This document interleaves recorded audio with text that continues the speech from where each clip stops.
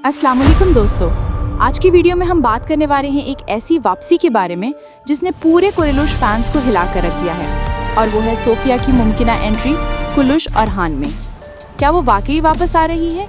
क्या ये सिर्फ एक फैन थ्योरी है या फिर प्रोड्यूसर्स ने इसके किरदार को पहले ही से महफूज करके रखा हुआ है? आइए मुकम्मल सच देखते हैं, दलीलों के साथ और मुमकिना कहानियों के साथ। दोस्तों, सबसे पहले याद करते हैं कि सोफिया थी कौन। वो बाइजेंटाइन की एक ताकतवर वारिस, बेखौफ, होशियार और उस्मान बे की सबसे खतरनाक दुश्मन थी। उसकी ताकत उसके जहन, सियासत और जंगी हिकमत अमली में थी। लेकिन आखिरी बार जब हमने उसे देखा, मंजर बहुत ही जज्बाती था। वो उस्मान बे के सामने टूट चुकी थी, दिल हार चुकी थी और आखिरकार इस्लाम कबूल कर लिया था। उस्मान बे ने उसे कत्ल करने के बजाय कैद किया, लेकिन कैद के बाद उसका कोई जिक्र नहीं हुआ।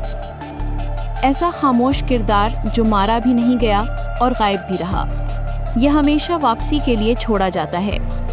यहाँ 3 बड़ी वजूहात हैं। कहानी का खाली हिस्सा। ड्रामा हमेशा ऐसे किरदारों को दोबारा लाता है जिनकी कहानी बंद ना हुई हो। सोफिया के साथ बिल्कुल यही हुआ। कुरुलुश और हान में बाइजेंटाइन की हिकमत अमली ज्यादा है और हान बे के दौर में सिफारत, खुफिया मुआहदे और सियासी खेल बढ़ जाते हैं। सोफिया इन सब में माहिर है। फैंस का दबाव।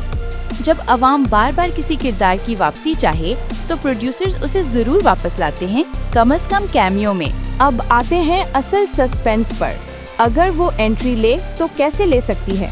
थियरी 1, सोफिया बतौर हिडन एली। सालों बाद कैद से रहा होकर वो ओरहान बे को बाइजेंटाइन के राज बताती है। वो अब बदल चुकी है। वो अब दुश्मन नहीं, एक ताकतवर मशीर है। उसके डायलॉग्स कुछ यूं हो सकते हैं: मैंने जुल्म का रास्ता छोड़ दिया है ओरहान, मगर मैंने अपने कैद के सालों में वो राज देखे हैं जो तुम्हारी रियासत को हिला सकते हैं। खतरा ये होगा कि बाइजेंटाइन उसे गद्दार समझकर खत्म करने की कोशिश करेगा। थियरी 2, सोफिया बतौर ग्रे कैरेक्टर। ना पूरी दुश्मन, ना पूरी दोस्त। उसके दिल में अभी भी अपने खानदान की बर्बादी का दर्द है, मगर इस्लाम ने उसका दिल नर्म भी किया है। और हान बे कभी उस पर भरोसा करेगा, कभी शक की निगाह से देखेगा।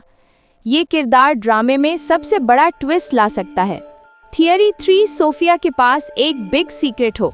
ये एक सिनेमैटिक ट्विस्ट हो सकता है। शायद उस्मान बे ने मरने से पहले सोफिया के पास कोई राज छोड़ा हो। शायद कोई खत, कोई छुपा हुआ नक्शा, कोई दुश्मन कमांडर की कमजोरी, या फिर बाइजेंटाइन का एक प्लान जो हुकूमतें गिरा सकता है। और ओरहान बे वो राज सिर्फ सोफिया से ही सुन सकता है। तुम्हारे बाप ने मुझे वो बताया था जो मैं किसी को नहीं बता सकी। ये सीन पूरा सीजन बदल सकता है। पार्ट 4 में यहाँ 2 इम्कान हैं। वो विलन की तरह लौटेगी, कैद की सालों ने उसके दिल में गुस्सा भर दिया हो, वो उस्मानी रियासत से इंतकाम लेने फिर आ जाए। वो हीरो बनकर लौटेगी, इस्लाम कबूल करने के बाद उसका दिल बदल चुका हो, वो ओरहान बे के लिए एक मजबूत सपोर्ट बन जाए। प्रोड्यूसर्स कहानी में किसी भी तरह उसे मोड़ सकते हैं। ये दोनों तरीकों में फिट बैठती है। पार्ट 5, ये सबसे सिनेमैटिक सिनेरियो है। सोफिया एक नई क्रिश्चियन ग्रुप की लीडर बन चुकी हो जो पहले उसका दुश्मन था, मगर अब उसकी इज्जत करता है। वो ओरहान बे को सपोर्ट करने के लिए कई फौजी, कई कबाइल और कई खुफिया रास्ते उसके हवाले कर सकती है।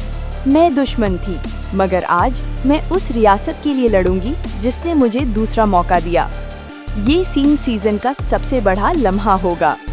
पार्ट 6, किरदार जिंदा है, कहानी का इख्तिताम नहीं हुआ। फैंस का दबाव बहुत ज्यादा है। नई सीरीज में सियासी किरदारों की जरूरत है।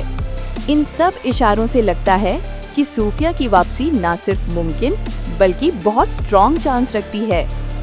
तो दोस्तों, ये थी मुकम्मल तफसील कि अगर सोफिया की वापसी होती है तो वो किस अंदाज में कहानी बदल सकती है।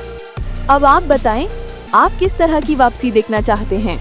सोफिया बतौर हीरो या सोफिया बतौर विलन? कमेंट में जरूर